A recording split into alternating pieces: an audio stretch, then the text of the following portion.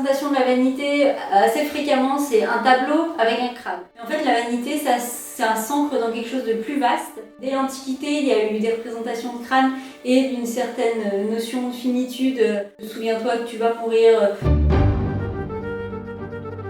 Pas trop en faire parce que de toute façon, on arrive tous au même stade. Qu'on soit pauvre ou riche, finalement, on meurt tous. Cette idée-là a continué avec l'épidémie de peste. Finalement, les gens ont appris à vivre avec la mort, peut-être plus qu'à notre époque d'ailleurs. Il fallait l'intégrer dans notre vie puisqu'on allait tous mourir.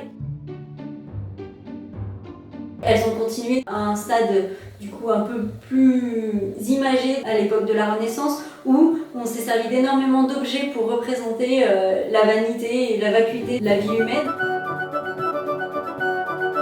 Le crâne, évidemment, souvent représenté sans la mâchoire du bas, qui symbolisait la déchéance.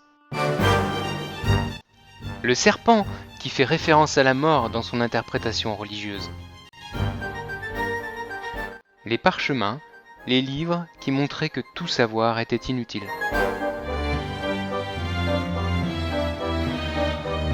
La bougie qui s'éteint, les papillons, insectes à la durée de vie très éphémère, sont des symboles de vanité.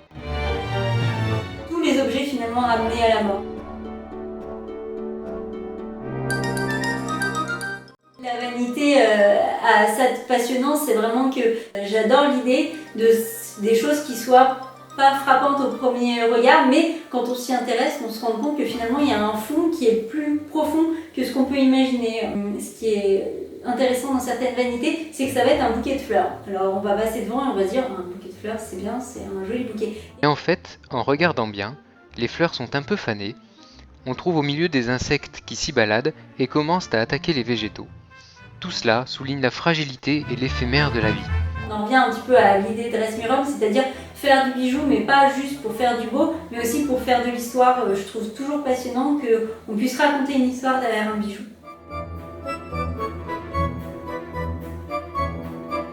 La vanité nous est apparue comme une ligne qui trottait dans la tête depuis un petit moment. On trouvait intéressant de travailler autour du thème de la mort, parce que c'est quelque chose qui, dans le cabinet de curiosité, est omniprésent. On pouvait travailler aussi autour du crâne et il s'est trouvé qu'on a fait une exposition au musée des Beaux-Arts de Lyon qui nous a conforté dans notre choix de partir sur vanité. À partir de là, j'ai fait une première recherche, donc la base c'est Wikipédia, ma Bible.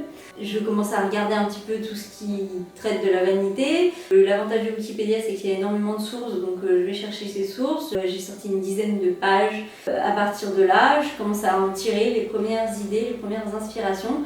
Dans le thème vanité, il y a 3 petites idées qui sont sorties. Donc une thématique autour de la danse macabre.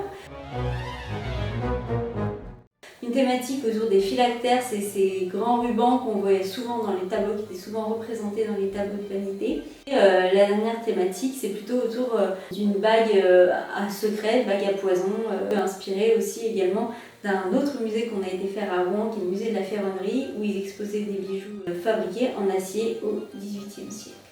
Et pour ce thème, on s'est aussi inspiré des transis et des gisants qu'on trouvait dès le Moyen-Âge jusqu'à la Renaissance. À partir de ces 3 premières idées, je vais collecter toutes sortes d'images qui peuvent m'inspirer pour les créations. Là, en général, c'est sur Pinterest que ça se passe. Je crée une planche d'ambiance. La planche d'ambiance permet de poser un peu l'idée. J'avoue que je prends beaucoup de plaisir à faire la planche d'ambiance. Je trouve que c'est quelque chose qui est chouette parce que c'est pas forcément les inspirations exactes de mes bijoux, mais ça pose un univers et c'est vrai que ça j'aime bien le faire. À partir de là, je commence à construire un peu dans ma tête le dessin. Je travaille sous rhinocéros pour pouvoir dessiner, faire les premiers dessins. Je reprends des formes qui me plaisent pour démarrer. En général, ça m'aide bien. Je vais la construire pour en faire un bijou. En général, je fais les 3 premiers modèles, donc là j'avais 3 idées, donc 3 modèles. Je les ai montrés à Cédric. Là, on en a parlé, on a vu un petit peu ce qui semblait bien, pas bien, et c'est à partir du moment où j'ai cette validation, où on a revu un petit peu les modèles, que je fais le reste des modèles, que je revois déjà mes modèles et je fais le reste. Sans Cédric, j'arriverais pas à faire quelque chose d'aussi abouti et ça serait pas aussi bien. Les bagues, c'est clairement une grosse part de nos ventes. En général, Je vais faire majorité de bagues. Là sur cette ligne là il y a 3 bagues sur 8 bijoux. Ça vient assez naturellement finalement. Après il y a toujours quelque chose qui est intéressant.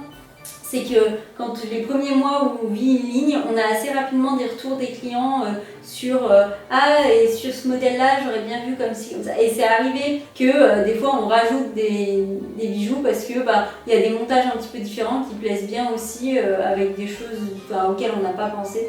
Donc on ne crée pas forcément de nouveaux modèles mais on va faire des adaptations qui vont perdurer dans le temps et devenir des modèles pérennes.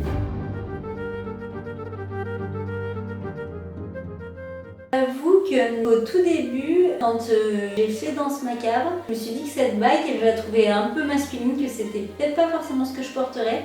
Mais à la re-regarder plusieurs fois, je me demande si j'aime pas bien cette bague quand même. Il y a quelque chose qui me plaît bien dans cette bague. Finalement, je me suis dit à mixer peut-être avec la bague lapis, à faire en mix avec d'autres modèles, ça pourrait être plutôt sympa. Donc, j'aime beaucoup tous les détails de Danse Macabre. J'ai pris beaucoup de plaisir à prendre les squelettes parce que c'est moi qui ai fait la danse. Et du coup, j'ai beaucoup aimé faire danser les squelettes et un petit sentiment vers cette bague, j'avoue.